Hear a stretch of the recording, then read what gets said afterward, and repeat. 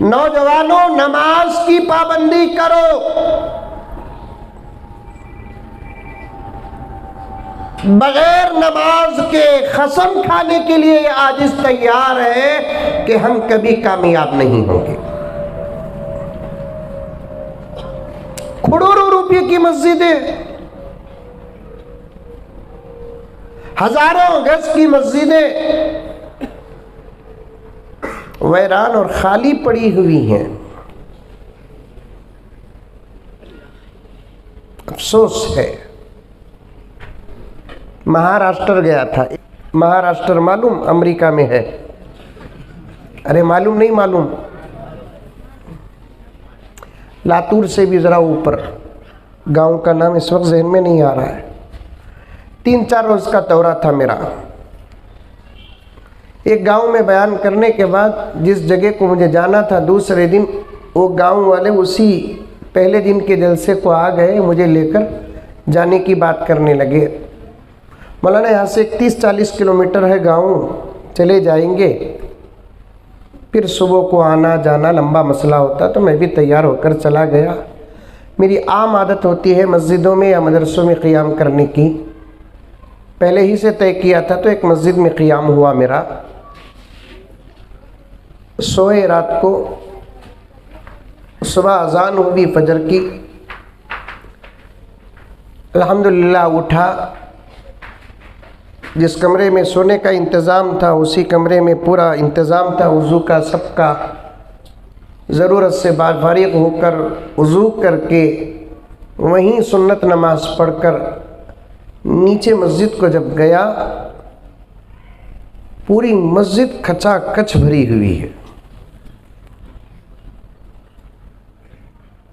100% अगर कहूं तो मुबालगा नहीं, 100% अगर कहूं तो मुबालगा नहीं। थोड़ी देर के लिए मैं क्या सोचा कि शायद फजर के बाद में मुझे बयान करना है। निज़ाम हुआ होगा, ऐलान हुआ होगा, फजर के बाद में मौलाना का बयान है इसलिए लोग जमा हो गए हैं। नमाज भी मुझे पढ़ाने के लिए बोले तो मैंने फजर की नमाज भी पढ़ाई। उसके बाद फिर शायद सोच रहा था कि अब ऐलान होगा कि भाइयों तशरीफ़ रखो, मौलाना का बयान होगा, मौलाना की बात। कुछ भी ऐलान नहीं। फिर तालीम करना था, थोड़ी देर तालीम फ़ज़ाइल अमाल पढ़ा। उसके बाद दुआ करना था, दुआ कर दिया। उसके बाद लोग उठकर, कुछ लोग मुसाफ़ा किए, कुछ लोग उठकर चले गए, बात भी नहीं, बयान भी नहीं। मैं भी उठकर आकर कमरे में बैठ गया। थोड़ी देर के बाद एक साहब आकर पूछे कि हज़रत चाय पिएंगे? मैं बोला इससे ज़्यादा सादत की बात क्या हो सकती है।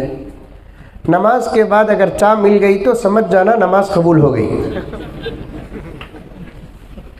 क्या बोला ना? वो भी फजर का वक्त है, ठंडा ठंडा मौसम है, उठे ही पेट खाली है, चाय बिस्किट पूछ रहे ना, भी ला कर दिए। चाय बिस्किट खा रहा था, पी रहा था।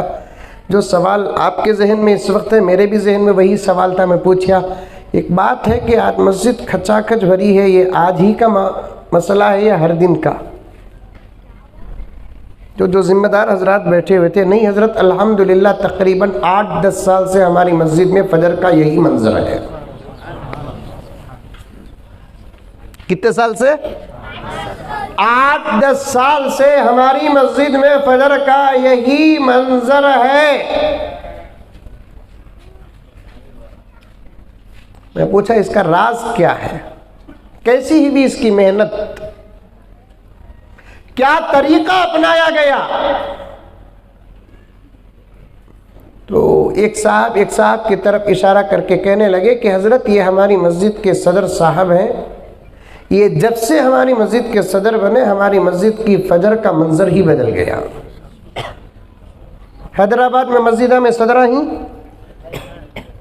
अरे हाई नहीं मुंडी तो भी हलाओ रे बाबा, हाई हैदराबाद में मस्जिदा में सदरा ही, अल्हम्दुलिल्लाह। बेंगलुरु में भी मस्जिद में सदरा ही। ये जो हजरत है ना हाजी साहब, ये जब से हमारी मस्जिद के सदर बने हैं तब से हमारी मस्जिद के फजर का ये मंजर है।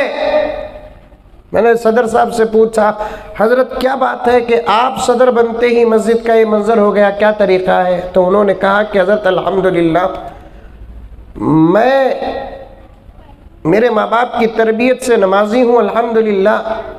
जब मुझे मस्जिद की ज़िम्मेदारी आई, मस्जिद का ज़िम्मेदार बनते ही मैं पूरे मोहल्ले वालों के लिए 2 शर्त लगा दिए।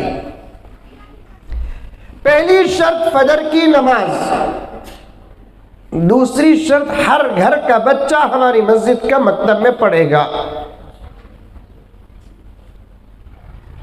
उसके बाद मैंने कानून लगाया, जिस घर का फर्द और जिस घर का मर्द फजर की नमाज को ना आए और जिस घर का बच्चा हमारे मस्जिद के मकतब को ना आए, हमारी मस्जिद से दफ्तर उसके निकाह को नहीं जाएगा, मर जाए तो जमात नमाज जनाजा नहीं पड़ेगी।